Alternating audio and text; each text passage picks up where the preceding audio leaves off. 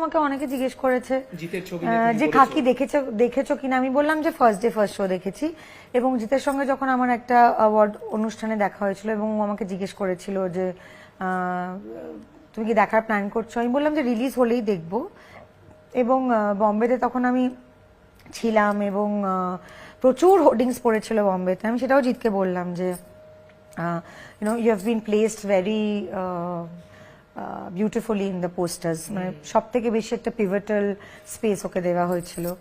এবং আমি খাকি দেখেছি, আমার প্রচুর বন্ধু বান্ধবরা দেখেছে, আমার বোন একদম রিলিজ হতে না হতেই দেখে নিয়েছে।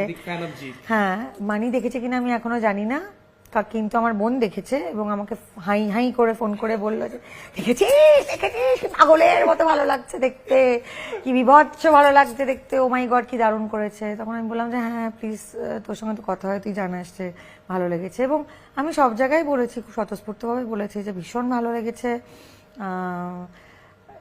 খুবই হয়তো কম কাজ আমরা দেখেছি জিতের যেখানে অ্যাক্টর জিত হিরো জিতকে ছাপিয়ে গেছে। হ্যাঁ, তো খাকিতে আমার মনে হয় the actor Jeet has superseded the hero and the star Jeet, and we have seen the character. আমি তো জিতকে কোথাও দেখিনি, আমি চরিত্রটাকে দেখেছি। So of course I mean it's an amazing thing, it's a beautiful thing, কেন বলবো।